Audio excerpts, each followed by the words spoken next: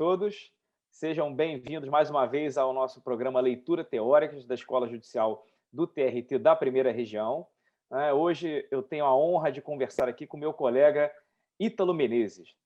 Para quem não me conhece, eu sou o Fábio Rodrigues Gomes, sou o juiz auxiliar, o coordenador acadêmico da escola aqui do TRT1, e nós entrevistamos juízes, servidores da Justiça do Trabalho que têm trabalhos publicados em livros, em artigos, temas que geram discussão, para a gente tentar conversar aqui sobre o que se tem refletido a respeito da nossa área de atuação no dia a dia forense e pelos fóruns de discussão pelo Brasil afora.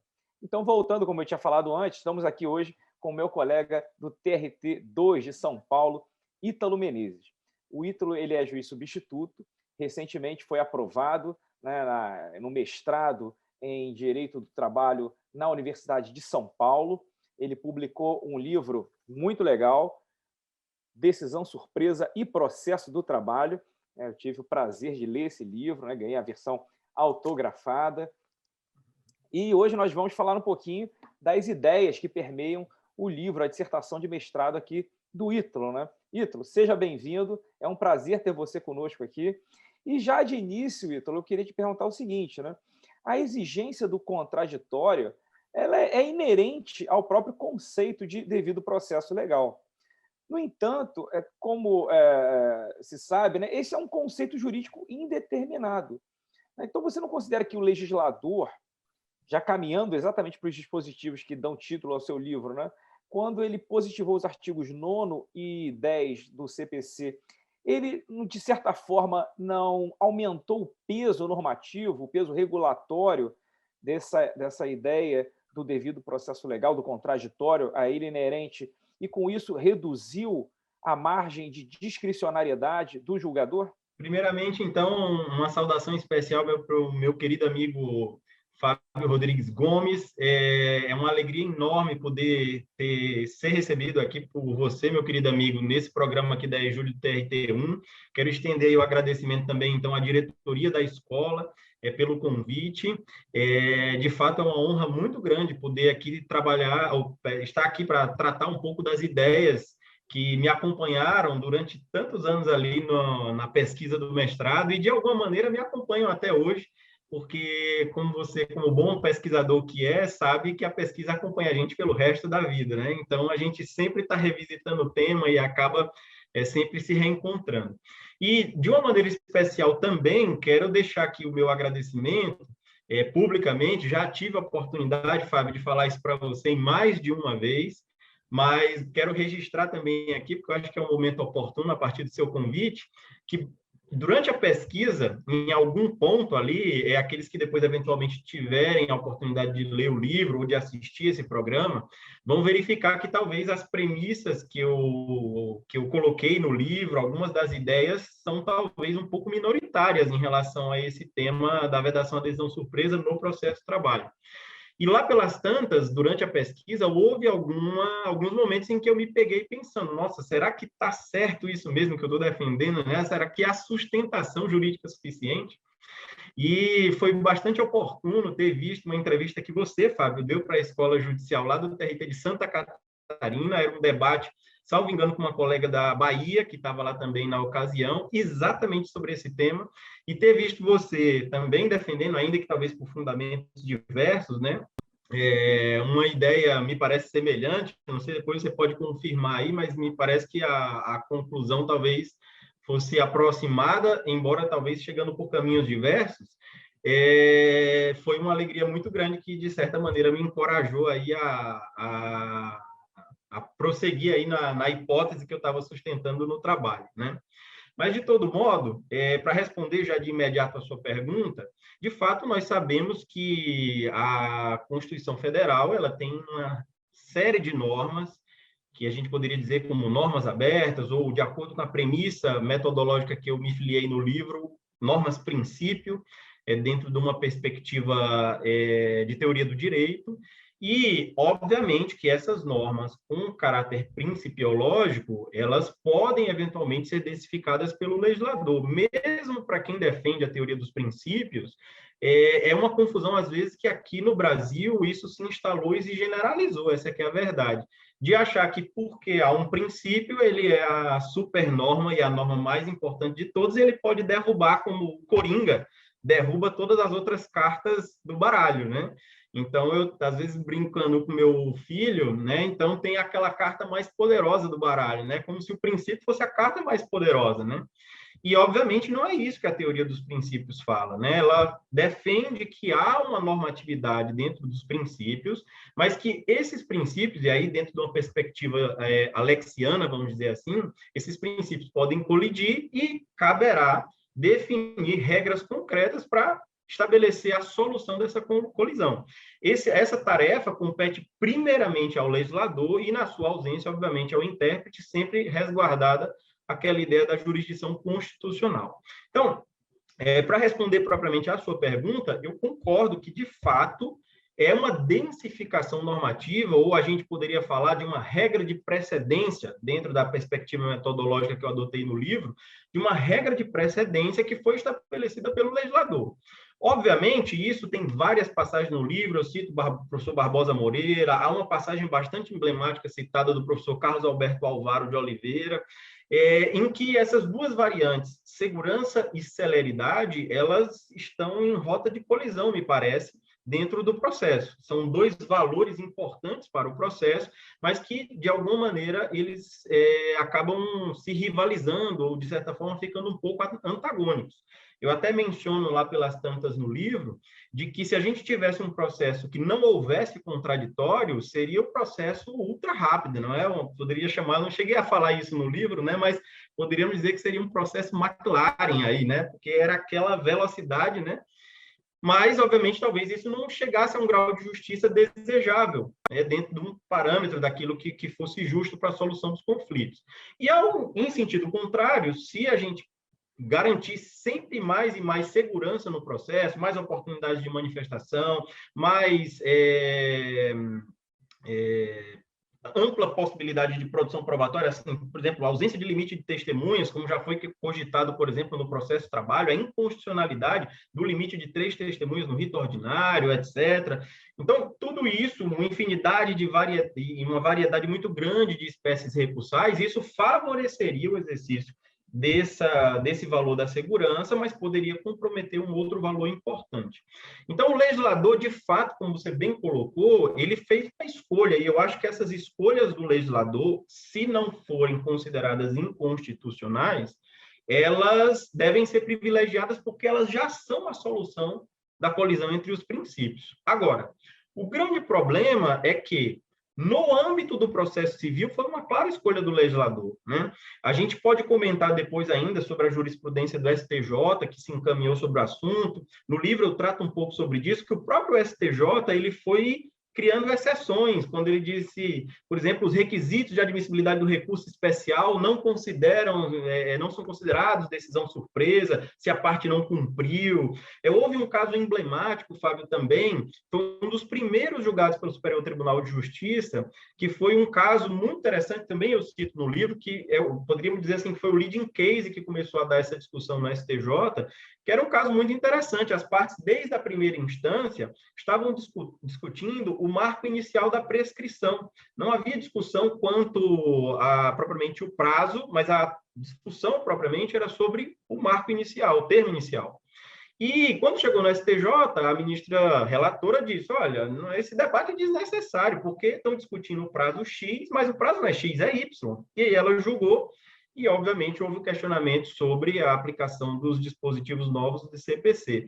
E, naquela ocasião, ficou definido no STJ de que a ideia que está ali no artigo 10, principalmente da vedação à decisão surpresa, a adoção de fundamento jurídico não debatido pela parte, está muito relacionada com aquela ideia dos fundamentos de direito constantes da causa de pedir, e houve talvez uma perspectiva reducionista daquilo que o dispositivo queria dar. E, a partir dali, diversos outros julgados começaram a se cristalizar nesta mesma linha. Não poderia dizer que há uma jurisprudência pacífica do STJ sobre o tema, mas em alguns pontos a gente pode dizer, como, por exemplo, no caso dos requisitos de admissibilidade do recurso especial.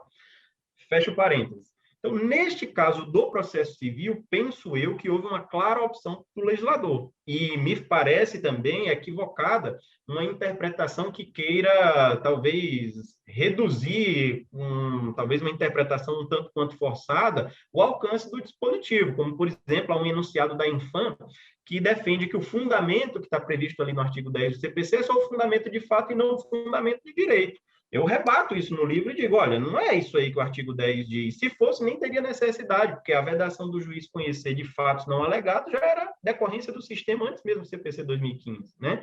Então, para o processo civil, me parece que, bem ou mal, o legislador fez uma escolha muito clara. Agora, o mote da minha pesquisa é exatamente, e para o processo do trabalho? Essa mesma escolha pode ser replicada, que aí depois a gente pode tratar também, mas respondendo objetivamente a sua pergunta, eu concordo. De fato, é uma densificação, o legislador fez uma opção e é uma opção que deve ser respeitada, até porque não se vislumbra nenhuma inconstitucionalidade naqueles dispositivos, de maneira, então, que lá no processo civil, admitindo uma tramitação mais alongada, mas preferindo dar prevalência a uma ideia de segurança, o legislador, então, acabou optando por positivar as regras do artigo 9 e 10 do CPC.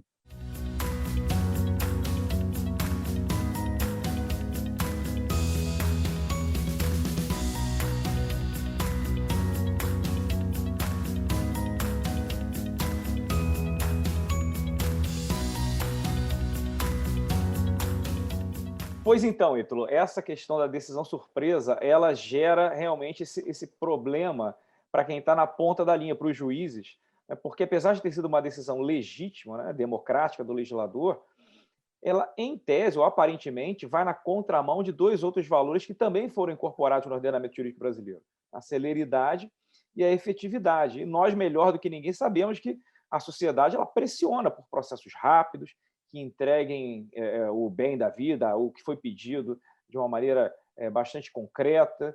Então, eu te peço até um juízo de valor e também uma oportunidade de você explanar, expor a pesquisa que você implementou, né? Como você vê que esses dispositivos, os artigos 9º e 10 do CPC, eles foram na contramão, eles criaram barreiras à celeridade e à efetividade ou não? E como você enxergou isso a partir do direito comparado? O que você achou de interessante para além das fronteiras brasileiras? Bom, Fábio, a princípio, né, como eu havia colocado, né, talvez dando um spoiler, de fato, a dúvida quando isso se raciocina dentro do processo do trabalho é saber como que esse tema vai interagir de acordo com as nossas particularidades. No livro, num dos capítulos, eu tento dedicar para encontrar o que eu chamei dos fundamentos do processo individual do trabalho e abro esse capítulo no livro falando sobre as particularidades do litígio individual trabalhista. Então, há alguma série de características que, no meu modo de ver, particularizam o litígio individual trabalhista e, por isso, demandam do sistema uma resposta talvez diferente daquela que é instrumentalizada para os litígios civis em geral. Lembro de cabeça agora de uma passagem daquele autor peruano chamado Mário Pasco, bastante citado na obra, inclusive, em que ele menciona lá pelas tantas na obra dele de que o juiz não pode resolver, por exemplo, um litígio de natureza alimentar do mesmo jeito que resolve um litígio de outra ordem, ou, vamos dizer assim, de uma natureza indenizatória. Não é exatamente com essas palavras, mas é dentro dessa ideia que ele menciona. Então, obviamente que, no meu modo de ver, as regras do artigo 9º e 10, elas já partem do pressuposto de que o processo vai ter uma tramitação mais alongada. Uma vez fazendo um bate-papo sobre esse assunto com um colega, ele perguntou, mas você não acha que qual é o prejuízo de intimar a parte no prazo de 5 dias, 10 dias para se manifestar? Será que isso tudo vai gerar um problema? Será que o problema real do processo não é o tempo morto? Eu concordo perfeitamente com você, só que com a realidade que nós temos hoje, no processo do trabalho e, de uma maneira geral, no processo civil também, no momento em que esses 5 dias tiram o processo de um determinado fluxo, como, por exemplo, um processo que estava concluído para a sentença, eu vou precisar intimar as partes para poder se manifestar, ele vai ganhar um tempo morto adicional ali. E isso vai fazer com que haja um retardamento sobremaneira no processo, né? Além de outros fundamentos, obviamente. Mas me parece que ele gera uma interferência dentro da celeridade, dentro da efetividade processual. E isso até os próprios autores do processo civil reconhecem, né? Há diversas citações no livro também nesse sentido, embora me pareça que há um âmbito de discricionariedade do legislador na hora de fazer esse temperamento, né? Que foi escolhido pelo processo civil, o legislador fez uma opção dentre aquelas muitas legítimas que ele poderia ter feito. Agora, a grande questão é que, ao gerar essa interferência, nós vamos ter que ver para o processo civil se isso descamba para uma inconstitucionalidade, me parece que não é o caso. Agora, no processo de trabalho, eu tenho um elemento adicional que é o 769. De todo modo, antes da gente invadir propriamente na interação entre um e outro, é interessante notar que no âmbito do direito comparado já existe algumas previsões em sentido semelhante em outros ordenamentos jurídicos estrangeiros, como, por exemplo, na Itália, França, Alemanha, etc., Portugal. E, claro, lá há uma ampla gama de questões relacionadas ao debate sobre esse assunto. Por exemplo, na França, há uma preocupação, e há uma referência disso também no livro, sobre o que isso poderia, talvez, gerar no andamento dos processos, especialmente na ótica da nulidade, já que se entender que o juiz não concedeu prazo antes de decidir, isso poderia causar uma nulidade no processo, né? Na Alemanha, por exemplo, tive a oportunidade de consultar um autor que também estava preocupado com o efeito psicológico que a norma poderia gerar nas partes, porque na expectativa de que elas seriam corrigidas a todo momento pelo juiz, né? Então, que o juiz daria sempre dicas e feedbacks para elas, vamos dizer assim, elas poderiam fazer manifestações menos cuidadosas, menos precisas, porque saberiam que qualquer questão que eventualmente passasse despercebida seria alertada pelo juiz.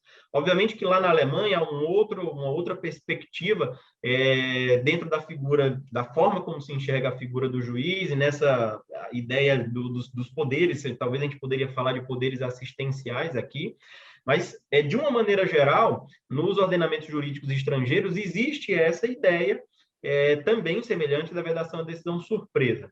E em Portugal, por exemplo, é interessante que há uma menção também por parte da doutrina, no sentido de que o juiz, ao temperar essa regra, ao aplicar ela em termos práticos, ele deveria considerar também o grau de cuidado com que a parte se manifestou. Então, há um autor também que é citado no livro, que menciona, inclusive, que assim, se a parte vem e alega frouxamente o seu direito, salvo engano, é essa expressão que ele usa, o juiz não estaria obrigado a instalar esse debate prévio, a criar oportunidades fora daquelas já regularmente previstas no procedimento, para poder a parte se manifestar. E lá em Portugal há um elemento adicional, porque o dispositivo colocou, se não me engano, o artigo 3º do Código de Processo Civil português, que menciona que o juiz tem que instalar esse debate prévio, não pode decidir sobre questão que as partes não tiveram a oportunidade de se manifestar, ainda que deva decidir de ofício, salvo caso de manifesta desnecessidade. E essa partícula, a doutrina menciona, por exemplo, Lebre de Freitas, que a ideia era bem fazeja lá no início, exatamente para tratar daquelas decisões que o ato a ausência de manifestação da parte não é culpa do juiz, mas culpa da parte, que não se manifestou podendo fazer. Só que mudaram a redação lá durante a tramitação do processo do projeto legislativo e acabou sendo aprovado com essa ideia de salvo caso de manifesta desnecessidade. Ele, inclusive, faz uma crítica de que há diversas aplicações indevidas dessa exceção, segundo ele, no sentido de que aquilo que deveria ser excepcional acabou se tornando a regra, e na ideia de manifesta desnecessidade acaba entrando bastante coisa que não deveria entrar, né? Isso, obviamente, dentro lá do sistema português. Mas, repito, me parece que é uma opção legítima do legislador processual civil. Agora, o meu ponto de debate, vamos dizer assim, o meu mote de pesquisa é saber, e isso aqui, como é que eu vou aplicar no processo de trabalho? E se eu posso ainda, Fábio, fazer aqui uma breve consideração, o que me animou mesmo a fazer esse projeto de pesquisa, eu sempre gostei de estudar direito processual, Mas foi uma palestra que eu assisti de um processualista civil renomado e incomodado com esse tema, né? Por exemplo, como eu vou admitir num processo em que vigora o jus postulandi, que eu posso admitir um leigo não versado em direito litigar. Como que eu vou admitir, por exemplo, que eu vou intimar ele para falar sobre o precedente tal do Supremo Tribunal Federal, sobre a incompetência da Justiça do Trabalho para processamento de determinada demanda, etc. Qual a utilidade disso tudo, né? E ao fazer essa indagação, a resposta que eu ouvi é de que, nesses casos, o juiz deveria nomear um advogado dativo, para que pudesse assistir o trabalhador ou o empregador que via pessoalmente, né, no exercício do jus postulante, para que a regra, então, pudesse se materializar. Na hora que eu ouvi essa resposta, eu não concordei, obviamente, e ali eu vi o caminho para a minha pesquisa. Bom, então eu preciso enveredar nisso aqui e saber, primeiro, se eu tenho como aplicar isso no processo de trabalho, segundo, se aplica, como que ele vai interagir com a nossa sistemática, né? Então, pelo menos assim, na experiência estrangeira, já há diversas questões que eu acho que aqui no Brasil ainda não estão sendo muito bem enfrentadas, como, por exemplo, a própria definição de fundamento de direito. O dispositivo do artigo 10 fala que o juiz não pode decidir com base em fundamento a respeito do qual a parte não pôde se manifestar. Obviamente que o fundamento de fato é mais tranquilo da gente resolver, mas o fundamento jurídico. Um exemplo que, por exemplo, eu trato no livro é a questão da diferença entre fundamento jurídico e fundamento legal. Será que o juiz, por exemplo, as partes discutiram responsabilidade subsidiária pela terceirização, mas ninguém, por exemplo, falou da súmula 331 ou da alteração na lei 6019, etc. Será que o juiz, ao citar esse dispositivo de lei na sentença, ele comete uma infração ao artigo 10? Então, definir o que é fundamento de direito é um espaço que eu acho, por exemplo, que aqui no Brasil a gente está faltando caminhar ainda de maneira devida, né? E eu tentei, obviamente, apresentar alguma proposta no livro, né? Embora a gente não consiga, na pesquisa, talvez manter o fôlego em todas as questões, né? E comprar todas as brigas, vamos dizer assim. Mas esse foi um ponto que eu abordei, que me parece que é um ponto para o processo civil também muito importante e que ainda não está recebendo a devida atenção, né? E que lá na doutrina estrangeira já há uma literatura relativamente construída e um debate bastante acalorado também sobre o tema. E, trazendo para a discussão, para o processo do trabalho, Ítalo, que é justamente o ponto, né, o cerne da sua pesquisa, eu notei, a gente nota, né, que a reforma trabalhista, ela, de certa maneira, ela copiou e colou alguns dispositivos do CPC, em relação à revelia, ônus da prova, mas ela não fez isso com os artigos 9º e o 10 do CPC. Né? Mas, de certa maneira, para quem é favorável à aplicação, há o recurso, como você acabou de mencionar, o 769 da CLT. E eu considero, eu já te disse isso, né, um dos artigos com uma hermenêutica mais sofisticada, é um dos artigos mais difíceis de serem aplicados na prática, porque ele existe dois requisitos muito abertos, né? A ideia de omissão, de lacuna regulatória, e um outro pior ainda, que é a ideia de compatibilidade, que envolve, né, conjunção de finalidades, de valores ou de princípios, como se queira chamar. E aí eu te pergunto, você considerou, ao fim e ao cabo, serem dispositivos compatíveis com o processo do trabalho, ou não? E por quê? Né? Se há filtros possíveis, qual foi a sua conclusão em torno dessa possível inserção da decisão surpresa no processo do trabalho? Bom, então, basicamente, Fábio, para poder dar esse passo, né, o que foi que eu fiz? Eu fiz primeiro uma reflexão sobre o princípio contraditório da efetividade, falei um pouco sobre a decisão surpresa a partir da ótica do processo civil, tentei resgatar o que eu chamei de fundamentos do processo individual do trabalho, e aí depois de preparado esse terreno, eu chego então para, vamos dizer assim, colocar as cartas na mesa, né, e trazer os meus argumentos sobre o assunto. A princípio, me parece que o dispositivo não inova muito, como eu havia dito anteriormente, em relação à questão dos fundamentos de fato. Porque a questão do juiz não poder decidir fundamentos fáticos sobre os quais as partes não puderam se manifestar, me parece que já era uma decorrência lógica do princípio da distrição ou da congruência. Aliás, é importante destacar que isso não significa que o juiz não pudesse fazer o uso da sua iniciativa probatória. Mas mesmo antes, me parece que o sistema já limitava a formação do convencimento judicial aquelas provas documentadas nos autos. Então, o juiz está em casa, vai dar uma sentença, ele pode consultar o site, a rede social da empresa? Pode, mas me parece que já no sistema anterior ele precisaria documentar essa consulta e aí sim submeter às partes, exatamente para que elas pudessem esclarecer se aquilo era daquele jeito ou era de outra forma, enfim, a partir de uma ideia propriamente da raiz em si do princípio do contraditório. Agora, a grande novidade me parece que é em relação aos fundamentos do direito, porque sempre vigorou na nossa sistemática processual, tanto civil quanto trabalhista, a ideia de que o juiz conhece o direito e você me dá os fatos e eu te dou o enquadramento jurídico, né? Você pode apresentar uma proposta de enquadramento jurídico, mas ela não me vincula, o julgador não está vinculado a essa proposta de enquadramento, e ele pode, inclusive, adotar uma outra solução independentemente daquela que foi apresentada pelas partes. Aí me parece que é o grande campo de novidade dos dispositivos trazidos, né? E, especialmente no artigo 10, que é aqui quando a gente está falando da vedação da decisão surpresa. E para o processo do trabalho, para que nós pudéssemos fazer a importação dessa regra, primeira premissa, a gente precisa saber se o 769 foi revogado ou não tacitamente pelo artigo 15 do CPC, porque há quem defenda isso, inclusive no âmbito do processo do trabalho, né? Mas, obviamente, eu não me irmano, vamos dizer assim, com essa vertente, até porque, além da CLT ser norma especial, em detrimento do artigo 15 do CPC, há um ponto que eu acho, Fábio, e aqui talvez eu seja até minoritário nesse ponto também, né? Que é o fato de... Eu acho que o artigo 15 não inovou em nada em matéria de heterointegração entre os sistemas, por uma razão muito simples. A gente já aplicava a ideia de supletividade antes mesmo do CPC de 2015. Um exemplo que você trouxe bem, o ônus da prova. A CLT falava, o ônus da prova incumbe, das alegações incumbe a quem as fizer. Né? Era mais ou menos assim.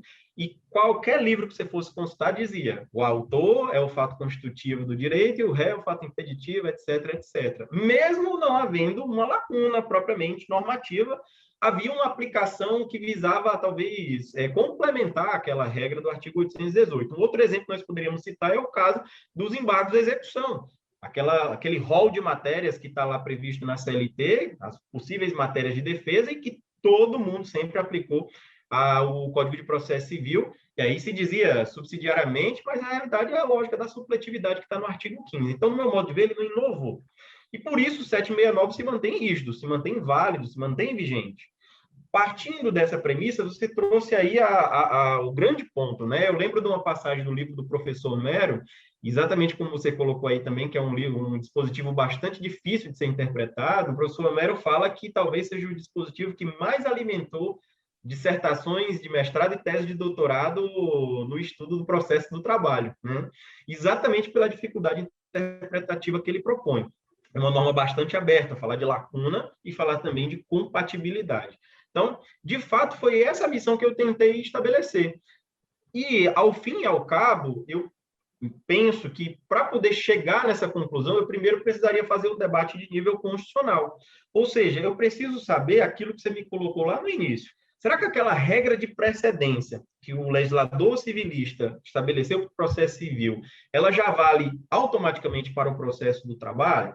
E aí a minha premissa foi, o mesmo legislador que resolveu densificar o artigo 10, é o mesmo legislador que criou o 769 e fez uma opção política legítima também para dizer, CPC você só vai ser aplicado ao processo do trabalho se e quando houver lacuna e compatibilidade.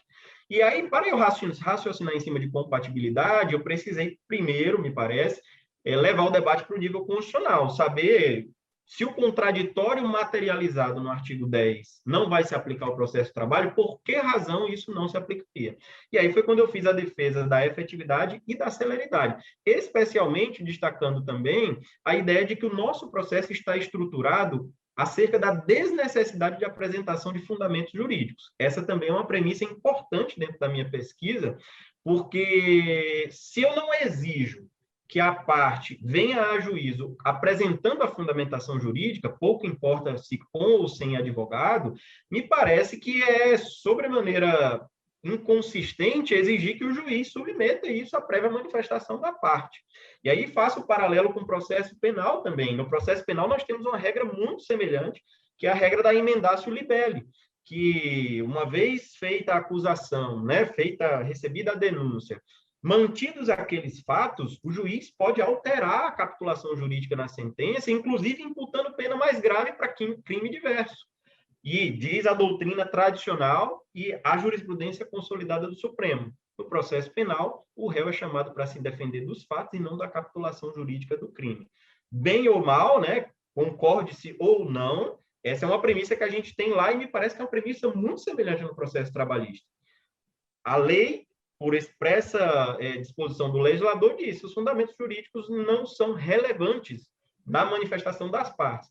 E há quem defenda, inclusive, que isso seria aplicável somente no caso do justo postulante. Eu defendo o contrário. Eu acho que mesmo que a parte venha com advogado, ela não tem o ônus de apresentar fundamentação jurídica.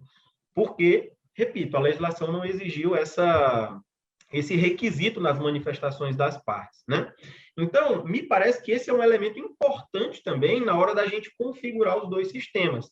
E aí, defendi que, obviamente, apesar do contraditório ter, obviamente, incidência no processo trabalhista, aquela regra que está materializada lá no artigo 10, ela não se compatibilizaria com a principiologia do processo do trabalho. Me parece que há lacuna, ainda que propriamente, como você bem colocou, a reforma teve a oportunidade de incluir algo nesse sentido e não incluiu, mas me parece que há, de fato, uma lacuna. A CLT é omissa sobre esse ponto. Agora, a gente precisa concentrar os esforços no segundo requisito.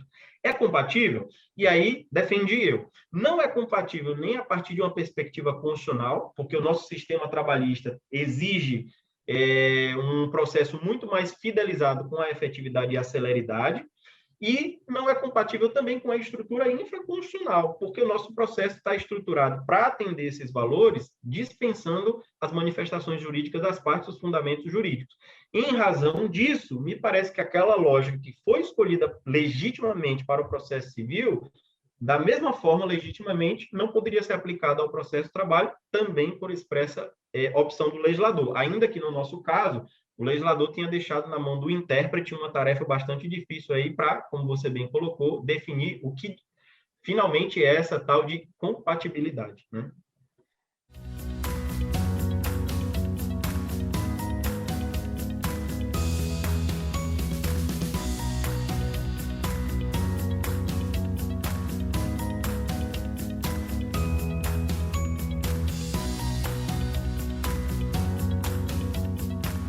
De fato, não há receita de bolo, né?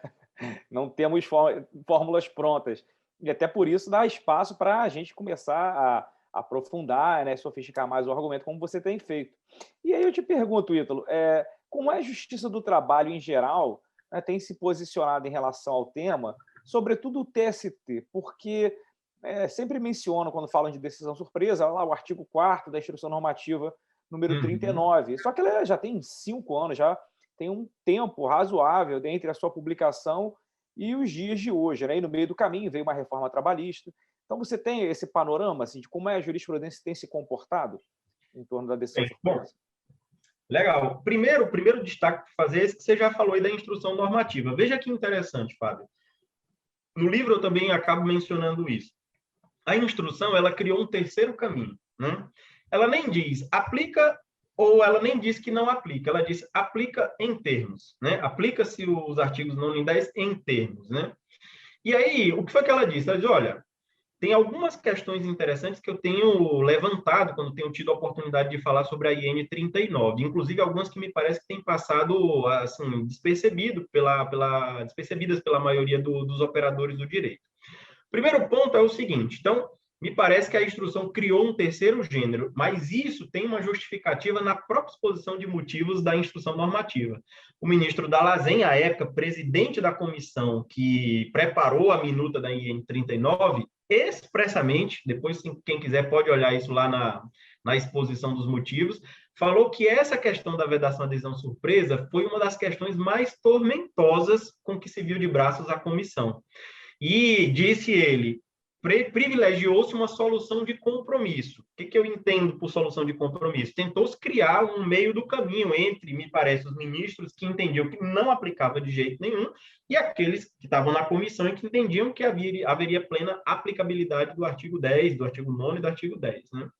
Então, me parece que a IN criou um terceiro gênero, o que, de uma certa maneira, já não deixa de ser, que não deve deixar de ser apontado como uma crítica, me parece, porque penso eu que deveria ter se posicionado para dizer aplica-se ou não aplica-se, não ter criado um terceiro gênero. E ainda mais, na IN, ela dispensou a manifestação nas chamadas decisões que as partes tinham a obrigação de prever, tais como pressupostos processuais, condições da ação e pressupostos recursais.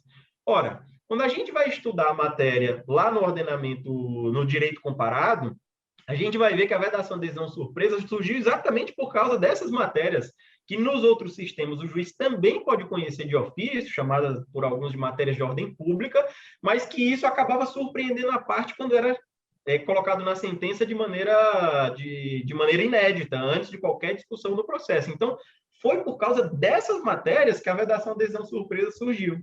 Então, me parece que é até relativamente inconsistente você dizer, para estas não vai se aplicar. Ora, mas a razão de ser do Instituto é em relação a essas, né?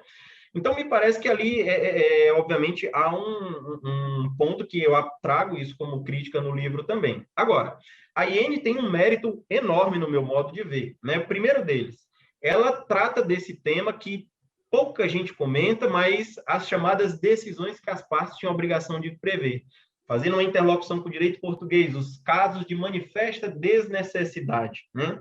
Então, que casos são esses? Eu também não estou vendo ainda o pessoal comentando. Inclusive, acho que no artigo 10 deveria ter sido incluído um dispositivo nesse sentido.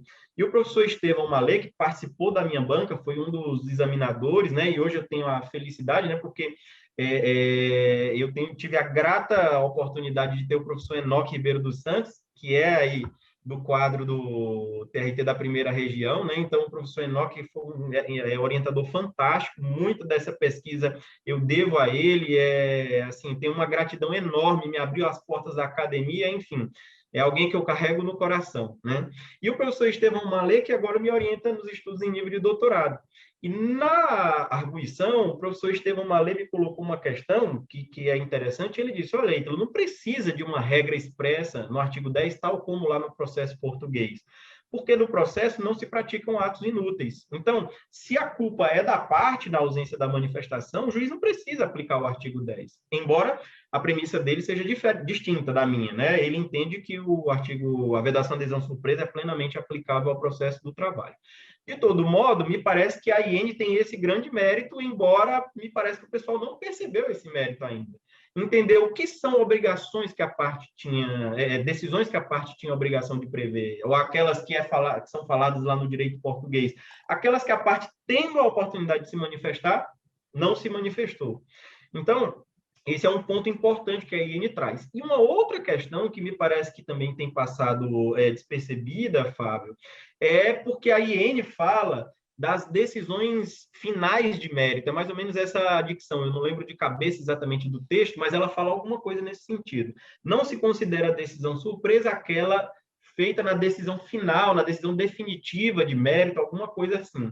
O que me permite supor, portanto, que a IN abre uma válvula de escape para que as decisões interlocutórias estejam a salvo também da vedação que foi criada pelo artigo 10 e, de alguma maneira, admitida lá na IN 39. Então, esse é o primeiro dado. A IN 39 é um dado que a gente tem que partir, e é importante de mencionar, porque a jurisprudência do TST ficou muito construída em cima dela.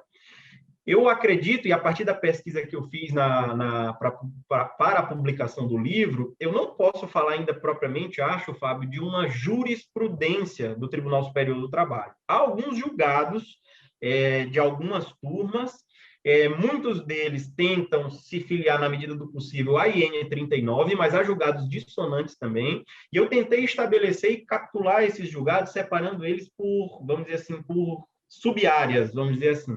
Então, eu chamei das decisões que reconhecem a ausência de pressuposto processual, como que vem decidindo a corte, aí eu citei alguns julgados que eu encontrei lá.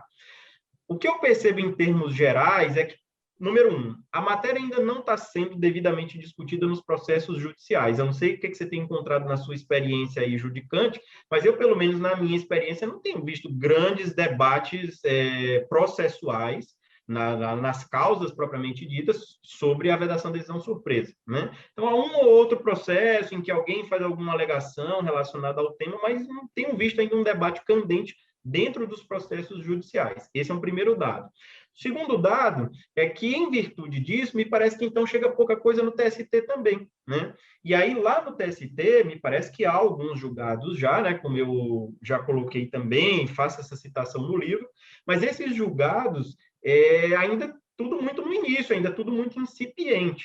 O que eu tenho percebido é que há uma tendência em algumas matérias. Por exemplo, como a IN 39 fala que os pressupostos processuais, condições da ação e pressupostos recursais não se submetem àquela vedação, várias decisões têm seguido essa mesma linha, ou seja, sendo fiéis à orientação contida na IN 39. Mas, por exemplo, há um espaço muito grande para discussão quando a gente fala, por exemplo, de definição de fundamento jurídico, né? Há ainda uma claudicação dos julgados do TST, e por isso eu falei que talvez não possa assim, nem falar ainda numa jurisprudência, no sentido genuíno da palavra. O que há, me parece, são alguns julgados. A matéria ainda está muito incipiente no tratamento lá no âmbito do Tribunal Superior do Trabalho, e é possível perceber uma tendência de manutenção da orientação da IN 39. Mas, claro, isso é apenas uma tendência inicial, até porque o número de julgados é muito pequeno, né? Então, em termos gerais, assim, uma avaliação de como que a matéria tem sido tratada no direito do trabalho, me parece que tem sido essa. De uma maneira geral, tem sido fiel à perspectiva da IN 39, sempre havendo algum debate sobre as questões mais pormenorizadas e particularizadas. Entendi. De fato, talvez até a própria estrutura do processo do trabalho, né, Ítalo, que esse procedimento mais oral, as pessoas se encontram mais, pelo menos até antes da pandemia, né, faz com que muitas questões que poderiam dar margem a decisões surpresa sejam resolvidas, né, dialogicamente, ali, presencialmente, e isso diminua a quantidade desse tipo de incidente quando comparado com o processo civil, né? E já caminhando aqui para o... Aqui, só uma observação, Fábio, antes de você falar isso, é um ponto muito importante, que inclusive me parece que não há prejuízo nenhum, uma vez que o juiz detecte uma questão dessa na audiência, etc., de já fazer esse alerta, né? O grande problema, e isso foi uma observação muito pertinente que o professor Homero me fez, certa feita, quando me ouviu apresentando sobre o assunto, que ele disse, Ítalo, mas tem um ponto que você tangencia no livro, né? Assim, toca no livro, mas que eu acho que precisaria aprofundar, que é a ideia da acumulação objetiva ampla, né? Então, lá no processo civil, a discussão está geralmente em torno de 1, 2, 3 pontos, e ali é muito fácil você fazer um saneamento, etc. Agora, numa lógica de audiência una, como, por exemplo, aqui no TRT da segunda região, é bastante frequente que as varas adotem audiência una, em que o juiz vai tomar contato com a contestação no dia da sessão, e ainda mais, tendo uma infinidade de matérias para poder dar conta, é muito complicado que você diga, o juiz tem que perceber isso e já na audiência ele aproveita para falar. Se quiser, bem, acho que não tem prejuízo de fato, né? Agora, o problema é você condicionar a validade do processo ao cumprimento dessa regra. Aí me parece que é, de fato, o problema dessa incompatibilidade da aplicação, em razão exatamente da estrutura do nosso processo, muito mais fidelizado com a efetividade, celeridade e, sobremaneira, fidelizado com a simplicidade, especialmente dentro da lógica da desnecessidade de fundamentos jurídicos nas manifestações das partes. Então, já caminhando para o fim, né, e pegando um gancho nessa sua última colocação, no seu livro você também faz menção a um autor que eu gosto muito, já falecido recentemente, infelizmente, né, o saudoso Michele Tarufo, né, dava aula na Universidade de Pávia, já deu muitas aulas também nos Estados Unidos, é um professor que tinha uma vivência muito grande, inclusive em teoria e filosofia do direito. Exato. E ele tem uma passagem que você coloca, né, que ele fala que o processo, né, ele caminha ali naquela encruzilhada entre a técnica e a ideologia. E eu acrescento aí também entre a democracia, né? A democracia acaba aparecendo aí tanto antes do processo, porque a lei é que, de um modo geral, desenha o ITER, né? O procedimento que nós seguimos, o nosso passo a passo, o nosso manual de instrução. E agora a gente fala também da democracia dentro do processo, o que também remete, mais uma vez, à questão da proibição de decisão surpresa, de um contraditório substantivo, né? Na participação efetiva na construção das decisões judiciais. Você comunga do entendimento de que o processo do trabalho, por mais longevo que ele seja, por mais virtuoso que ele seja, porque ele acabou sendo copiado descaradamente pelas leis dos juizados especiais, o próprio CPC de 15 se inspirou em diversos momentos no nosso velho e bonzinho processo do trabalho. Mas você não acha que já chegou a hora de termos no Brasil um código processual do trabalho para a gente dar uma arrumada na casa e trazer essas discussões mais recentes para dentro da legislação especializada? Meu querido amigo Fábio, eu assino embaixo e eu aqui estou com um livro na mão, eu vou me permitir aqui a fazer a citação da epígrafe do livro. E porque para responder essa pergunta, melhor do que eu, melhor do que socorrer talvez as minhas palavras, é muito melhor o professor Manuel Antônio Teixeira Filho, que é também um processualista por quem eu tenho grande admiração na área trabalhista. A frase da epígrafe do livro, que é da autoria dele, diz que mais do que nunca, é o momento de pensarmos na instituição de um código de processo do trabalho. É o momento de o processo do trabalho deixar de deslumbrar-se alienadamente com a suntuosa mansão do processo civil e construir nova moradia para si. Então, eu comungo rigorosamente dessas ideias, tanto que escolhi essa frase para ser a epígrafe do meu livro, né? Eu acho que muitos dos nossos problemas, e tenho destacado isso geralmente nas aulas, nas palestras que eu tenho a oportunidade de participar, que o grande problema da nossa praxe processual trabalhista é porque a matéria é muito mal regulada, no sentido de, assim, são poucos dispositivos regulando. Então, você vai utilizando o 765 ali para resolver o que não tem solução, e aí vai dizer o juiz tem ampla liberdade na direção do processo, etc.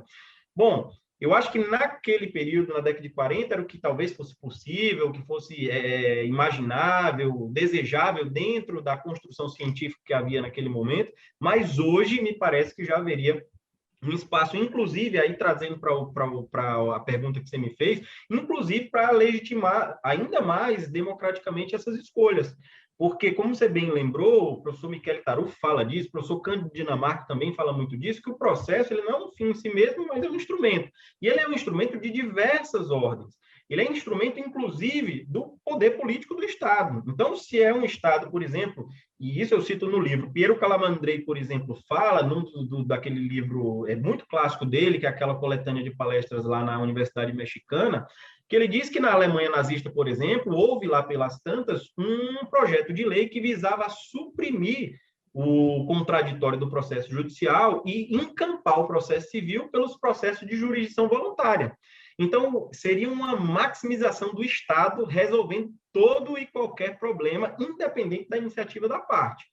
Obviamente, me parece que não seria o ideal esse modelo, mas veja que aí é um exemplo de os valores políticos eleitos, e aí a gente fala de democracia, eles também espraiam seus efeitos no processo, né?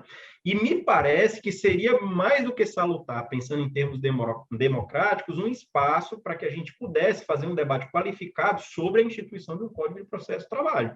Porque, obviamente, a reforma trabalhista teve diversas regras relacionadas ao assunto, mas a gente precisa convir que não houve propriamente um debate em torno das novidades trazidas pela reforma.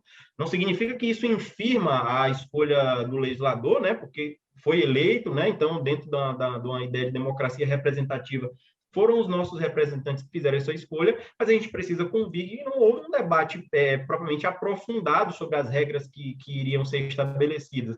Daí a série de problemas interpretativos que os textos da reforma acabaram nos gerando, né? E até hoje ainda tem gerado muita celeuma. Então, eu acho que é sim um momento em que a gente pudesse encampar esse debate e aí, inclusive, definir aonde o nosso processo do trabalho quer chegar, né? Porque a ideia é de que ele deve ser estruturado, no meu modo de ver, para atender determinados valores específicos que são particularidades do nosso litígio individual trabalhista, que nos impede, por exemplo, de socorrer do regramento civil, civilista, tal e qual ele está exposto no CPC. Mas concordo com você de que é super interessante, seria super interessante uma iniciativa nesse sentido, porque aí eu acho que a gente conseguiria resolver boa parte dos nossos problemas, porque haveria já aí uma série de oportunidades para que o legislador pudesse fazer opções, como, por exemplo, a história da multa dos 10% no cumprimento de sentença, Obviamente, já tem um precedente vinculante TST, mas é um debate que sempre roda doutrinariamente. Liberação de dinheiro em execução provisória, CPC foi mais na frente, nós estamos atrás, as tutelas provisórias, que o processo de trabalho é tão carente de dispositivos sobre esse assunto. Enfim, há uma infinidade de temas que poderiam ser trazidos para esse debate na instituição desse código, e eu acho que muita coisa poderia ser resolvida. É verdade que sempre que aparece lei nova, alguns debates são sepultados e outros acabam iniciando, né? Veja o CPC de 2015 aí, que está aí para contar a história.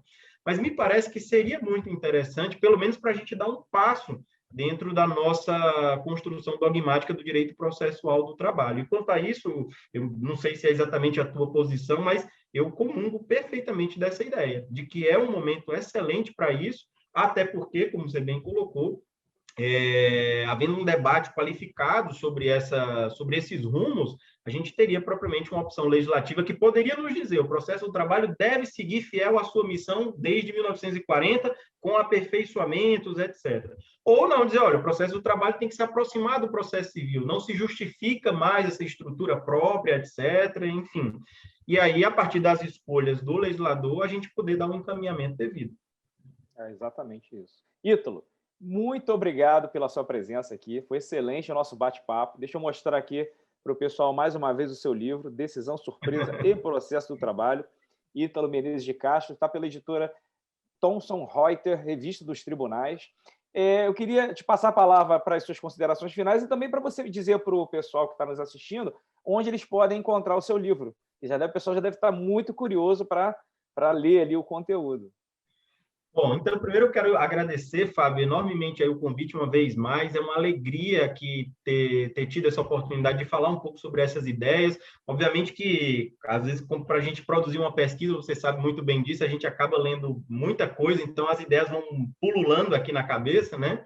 Mas foi uma oportunidade muito interessante, muito proveitosa para mim, para poder tentar expor essas ideias que resultaram nesse livro. O livro pode ser encontrado, como você bem falou, no site da editora Revista dos Tribunais, tem na Amazon, em todos esses portais aí de venda de livros, etc. E, obviamente, será uma grande alegria ter um público tão qualificado de leitores como meus colegas de magistratura do TRT da Primeira Região. E deixo aqui um caloroso abraço para você, meu amigo. Muitíssimo obrigado pelo convite. É sempre um prazer estar aqui com o pessoal da Escola Judicial do TRT1.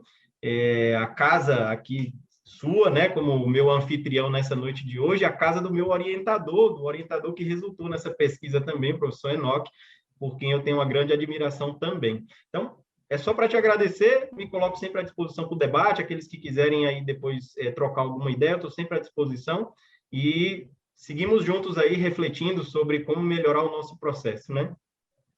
É isso. Obrigado, Ítalo. Obrigado a todos que nos assistiram até agora e até o próximo Leitura Teóricas com um novo livro de um novo autor da Justiça do Trabalho. Um grande abraço.